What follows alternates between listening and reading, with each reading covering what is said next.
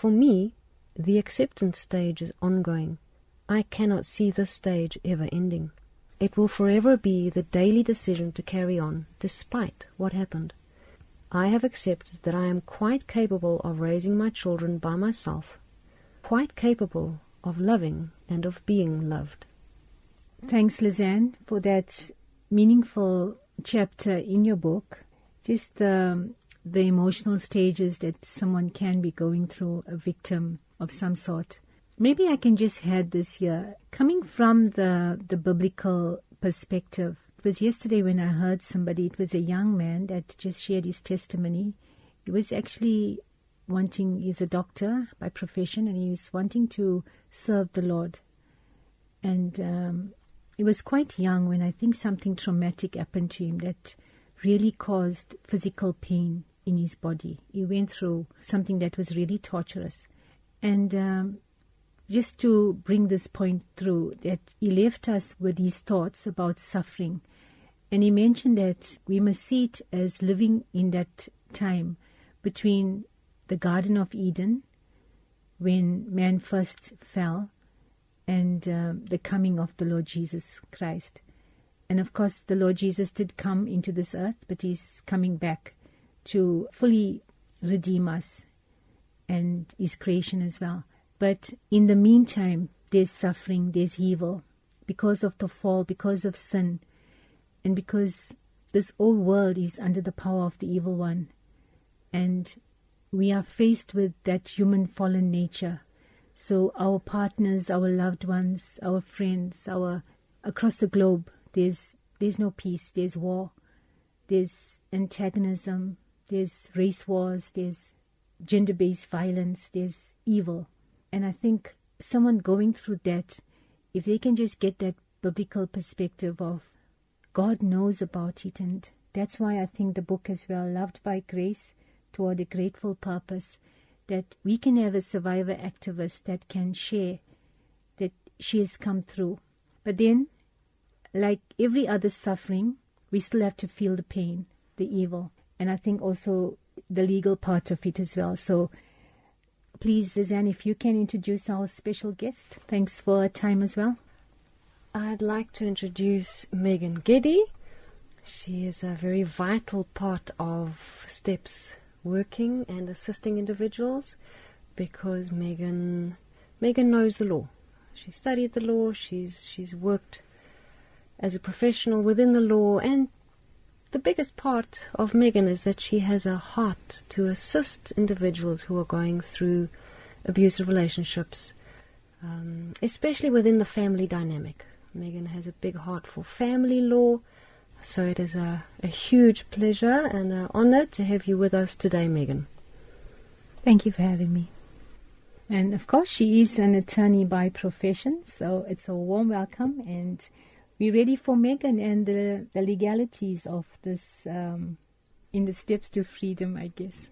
Lizanne will be taking us through the questions that could be answered from the legal point of view. So it's over to you, Lizanne. Thank you, Venora. And a lot of these questions are also covered in the book. So I'll be reading some of the questions from the book, and then Megan will, out of her experience and expertise, just run us through the explanations of them. So Megan, can you please just tell us a little bit more about separation, divorce? Is there a difference between the two?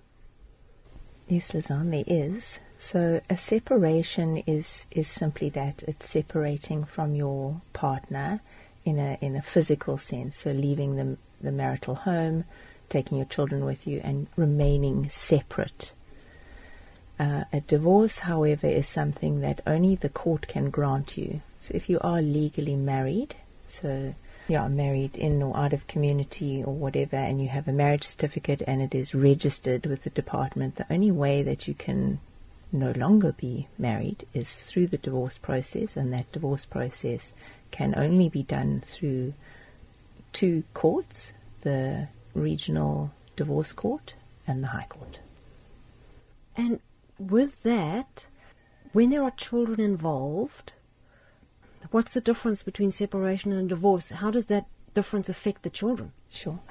So The difference for them, besides the obvious physical, separation from their father, is that the parental rights and responsibilities, so there's 4 parental rights and responsibilities: maintenance, care, contact, and guardianship. So care and contact were formerly known as custody and access. So sometimes those are used interchangeably, but they effectively mean the same thing. So those are your 4 parental rights and responsibilities, and parents who are married automatically equally have those rights. So when you remove your children and you take your children away, that parent still has those, or can still exercise those parental rights and responsibilities over the child. So that is why it's so important to actually go the legal route of getting a divorce if you feel you need to protect the children. Am I hearing you correctly?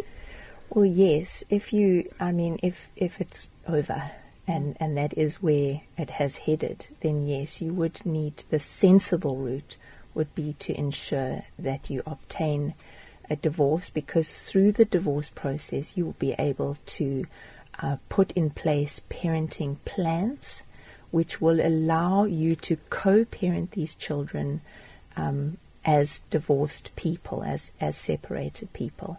So it allows you to structure the relationship between the parents and the children. Can I do a DIY divorce, or do I have to go through an attorney? You can do one. I wouldn't recommend it. That's not to say I recommend rushing off to a divorce lawyer when you want to get divorced. I'm just going to slow down there and explain there's only 2 ways that you can get divorced in this country. And that is, one is by settling it, and the other one is by arguing it. So there's nothing in between. And obviously the best course of action is going to be to settle it, because it's going to reduce stress, reduce costs, lots of things. Sorry, what does it mean to settle? Good question. It means to agree. Okay. So possibly I should have rephrased that. There's, you either agree or you don't agree. And if you don't agree, you have to argue it. And so a settlement agreement would be the result of that. And that is hands down the best way to get divorced. And it's also called an unopposed divorce. To finally answer that question, you can do it by yourself, but to get it done properly, I would recommend eventually getting help. And a parenting plan is absolutely crucial, hey? Certainly, and there's lots of moving parts, obviously, and it depends how you can parent. Particularly women in a very difficult relationship, are not easily going to enter into parenting plans. There might be other remedies that are necessary for the children that a parenting plan won't help with.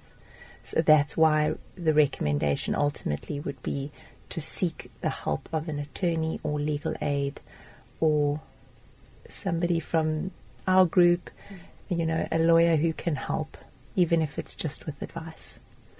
The family advocate, we hear a lot about them, but often we don't understand what their role is. What is the role of a family advocate?